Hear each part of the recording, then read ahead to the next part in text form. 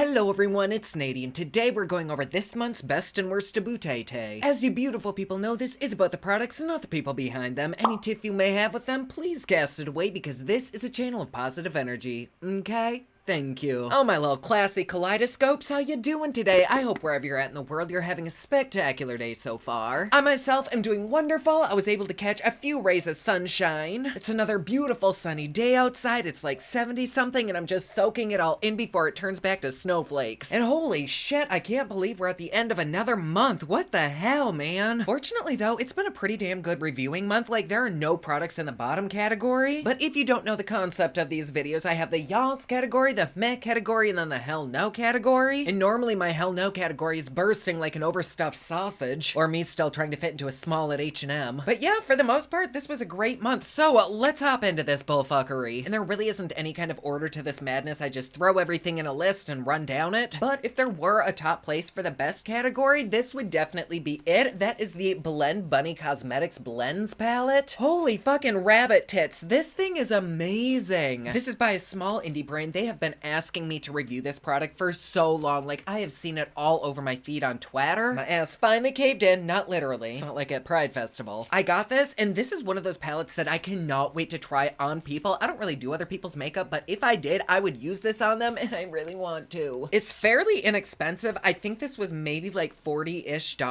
You get 30 shades. They're not the biggest pans in the world, but you really don't need very much. Like, this will last me a goddamn eternity. But also, look at how bright and vibrant these colors are. That is unreal. Usually when I see palettes that look like this, when I get them, they're kind of dusty, they're ashy, they don't perform well. This looks exactly like how it does online, and it performs fabulously. 10 out of 10 recommend them. This is the true epitome of what an indie brand should be, aka better than 90% of the shit you can buy at the store. This next product is deliciously divine. I fucking love it, but fortunately, unlike its theme, after you use it, you don't need Pepto-Bismol. That is the e.l.f. Chipotle palette. This little bitch surprised the tits right off of me. Literally, you can check, I am nipless. I didn't think I would like it. I love the color story, but it seems like a lot of the quality of the e.l.f. shadows just don't hit home for me. But let us rejoice because I've been loving it. Oh my god, I'm just so fucking punny today. The quality of this is decent. All of the shades in here I really, really like. Even though you can't get a ton of looks with this, I find myself wanting to reach for it quite often. But the greens are really what do it for me. I never used to be a green fan, but lately I've just been all fucking about them. Plus, this little beast is fairly affordable. These two big pans right here could probably double for some people as a contour and bronzer. And I suppose if you're related to the Grinch or Shrek, you could probably get away with using those as a contour. But overall, there were very minimal complaints with this palette. I just really, really like it, and I do love me some Chipotle. Moving on down the list, we have a palette that I just recently got, but I've really been enjoying. That is the Huda Beauté Mercury Retrograde palette. I couldn't tell if this palette was ashy or not. However, the more that I use it, it's just kind of like on the soft side. I've dipped into this a couple times now. I love this for making simple looks. The colors blend out so fabulously together, so it's not like you couldn't use this similar to like an artistry palette, but it's like the colors in here are so easily blendable that I only want to use like one or two and pop a shimmer on, and I'm good with that. Yeah, you could be dramatic with it, I suppose, but I just haven't wanted to. I did get this in my Huda Beauté mystery bundle. I think this is like a $70 or $80 palette, which I don't know that I'd pay that much for this. Like, if you can get this on sale for like half off, totally snag it. But quality-wise, it's really good. You've got some cool color choices there, literally. Not much for warmth in here, but if you're a cool hoe like me, then you'd really get some use out of this. I really like the packaging. It's very sturdy, great for traveling. Much like my mouth at a frat party, this could take a beating. Oh, look at this. What do we have? Another e.l.f. product. This is the e.l.f. Poreless Putty Primer. Is that what it's called? Yes, this was actually in either my meh or hell no category previously. However, I have given this a couple more tries, and I've really enjoyed this. I think the first time I used it, I actually paired this with their foundation, and it was more the foundation that I didn't like. But since that, I've tried this with full coverage foundations, minimal foundations, and it always looks really good. It's super affordable. It's not going to cost a lot to replace. Like, you can stock up on this. And for some reason, I like scooping it out versus like pumping it onto my hand. I don't know why. It's just satisfying. Also, get your mind out of the gutter. That is my finger imprint. Or is it? Oh, honey, I will never fucking tell. Which, speaking of oh, honey, we have our next product from Trixie Matte. This is the oh, honey queen, the OG Skinny Legend Daytime Realness palette. I fucking love this palette. I did did not think that a lot of people would gravitate towards this, but I think it sold out almost instantly, which you go, girl, hell yes. I haven't used this since I got it, but when I reviewed this, oh my god, I loved it. Blues are some of those shadows where they're either really fucking bad or they're really fucking good, and these are really fucking good. There was no patchiness, everything blended out so nicely, the pigment was real, and it made me want to create like a big dramatic drag-esque look. I don't know why whenever I get my hands on her products I want to do that, but the bitch inspires me, and this palette is no exception. I really liked it. You can create dark looks with just a pop of color. You can use this gray, this black. You've got two lovely non-blue shimmers here, and then if you do want a little pop of color, you have these 4 blues that you can work with. I really love it. Really nothing from this brand has disappointed me yet. I'm so excited to review their new Back to the Fuchsia blush palette. I may have gotten 2, one for a giveaway, but this brand is doing a great job at keeping me interested. Like, I look forward to their future launches. Even the Trixie collaboration with Sugar Pill was fucking amazing, so I respect somebody who appreciates quality and doesn't just slap their name on any old shit and put it out there. Like, I can tell that there's heart and soul in this, or at least heart and hole in it. Speaking of hearts and holes, the next product is from the punk glam daddy himself, Hank and Henry. They just released these blushes, and holy fuck, they are so good. The only thing that I could ever complain about these is that they are so fucking pigmented. You almost have to be a little bit careful. Here is one of their palettes. Look at how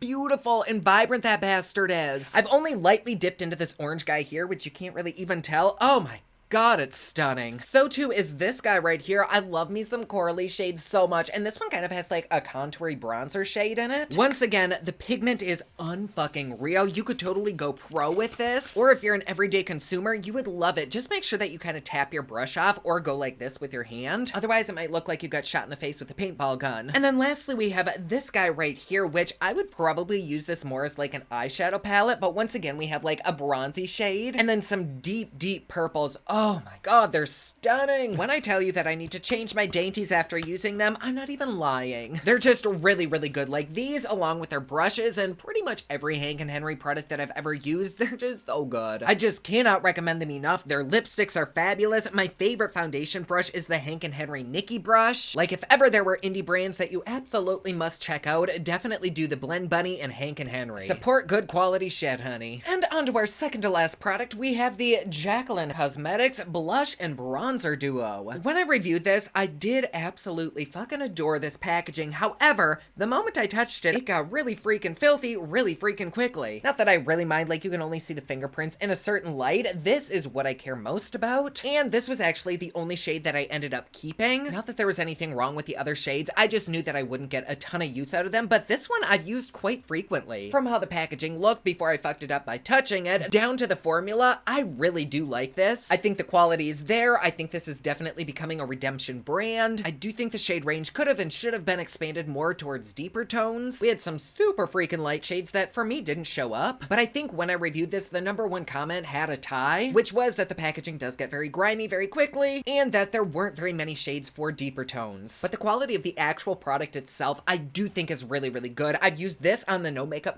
days, and I've actually used this on the more makeup, no makeup days. Both of them are very natural. They're very pigmented. The only big ish that I had was that this did kind of want to stick in certain places. Even though I powdered my foundation and made sure everything was set in my review, I did still kind of have to work to blend it out, but once it was blended out, it was beautiful. And it's not like it's stuck there and stained. It's almost like you need to stipple this on very gently using a super fluffy brush, and then once it's stippled in, you can kind of blend and buff it out. But once it was on my face, it melted right into my skin. It stayed all day. And now that I've used this a few more times, I don't know that it's totally worth the price, but to me it was more like a little bit of a luxury item. Like I'm fine keeping one, but did I really need all 3 of the shades that I had? No. I think it's pretty good, but also like the Hank and Henry blushes are really fucking good too, and they're way cheaper. What really matters is the end game, how things look on the face, and these do all look good on the face. But of course, products are only going to perform well if you give it a good canvas, and I feel like the last product in this category has been trying its hardest to give me a good canvas. I've been struggling hardcore with some dry patches lately. I really need to get back into using my oils, but by the end of the day, I'm so freaking tired that sometimes I just forget about skincare, which is terrible. However, at least once a day, I do try to wash my face with this. This is the Ren Clean Skincare Perfect Canvas.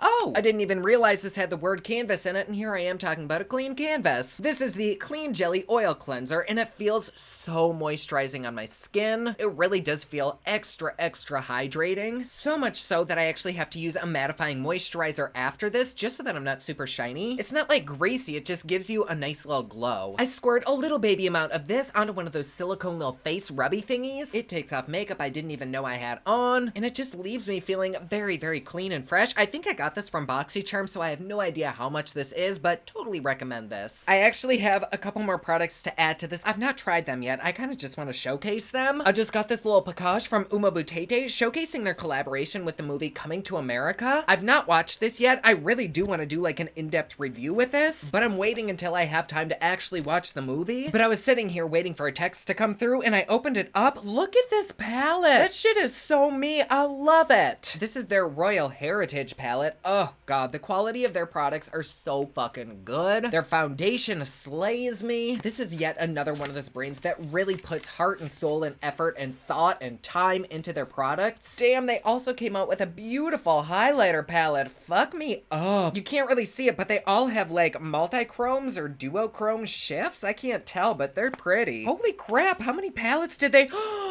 I thought these were highlighters. I didn't know they launched this many palettes. Look at those. Oh, the color. Oh god, that has me wet. And it looks like they launched a few lipsticks as well. Their packaging is so amazing. This is like metal. It's magnetic closure. Let's see how the actual lipstick looks. Oh, I have never seen an imprint in a lipstick quite like that. Come on, focus. There we go. That's a beautiful shade. Oh, a dark brown. Oh, daddy, yes. And what is this last one? Oh god, it's a beautiful red. Look at that. I love brownish, like burnt reds. I fucking love all of these. Okay, we're gonna have to play with this for sure, but I just wanted to kind of showcase it on here. I can't say whether or not the quality of those is good, so I can't really put them in a category, but ooh, fuck. Okay, so moving on to our final category, the meh section. We're gonna start that off with the KVD Good Apple Foundation. It's not like this product was bad at all. I thought it lasted marvelously. The only reason it's in the negatives is that some people who tried this said it just melted the fuck right off of them. I personally didn't have that issue, but I did have kind of a color issue. It looked kind of greenish in certain light. It looked a little bit pale on me, but when I'd be in sunlight, it looked fine. When I'd be in my bathroom, it looked weird. So it's just really hard for me to get my exact color match. Like this against my skin looks very, very green, but I know once I rub that top layer off, it's gonna be a little bit lighter, which is so fucking confusing. But the finish of this looks great. You can go super minimal. You can go full coverage. There's a lot that you can do with this. You can use it as spot concealer. It's a little bit pricey, but you go in very, very minimally. I do think the positives here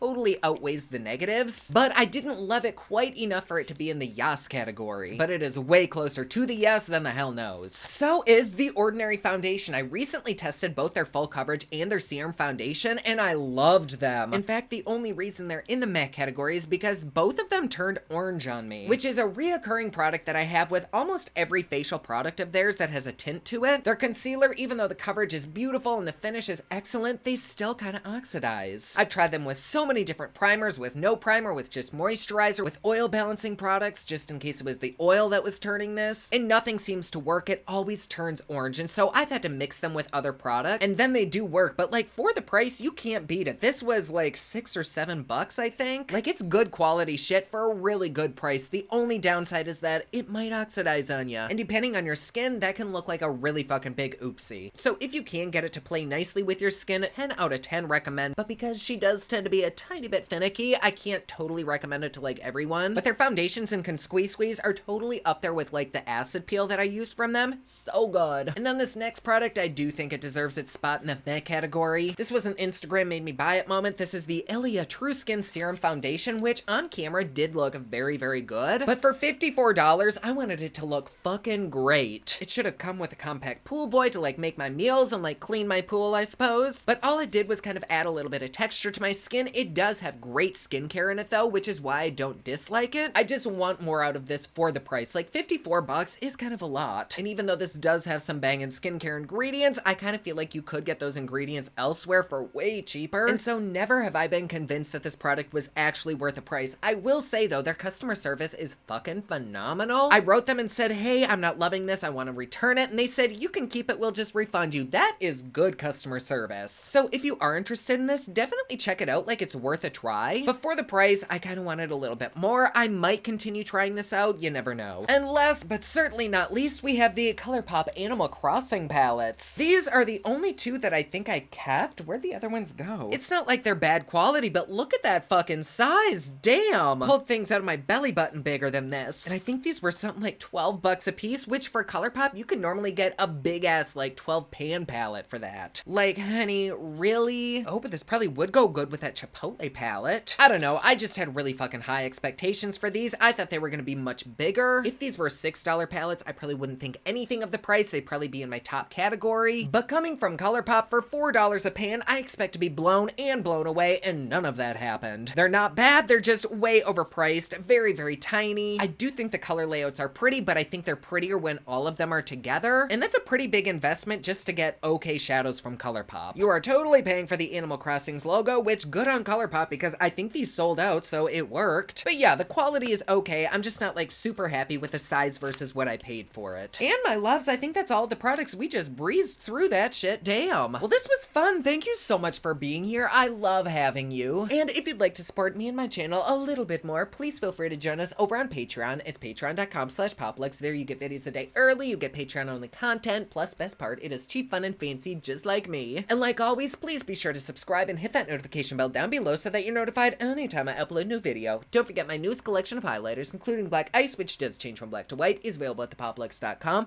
Also, my latest album, Kiss of Fame, is available everywhere online that music is sold. Thank you so much to everyone who's supporting them. Comment down below, let me know what you thought of this video. Don't forget to like and subscribe. You can follow me on Snapchat, Instagram, and Twitter at officialnady, and you can follow me online at thepoplux.com. Thank you so much for watching. I love you all, and I will see you again soon. Bye!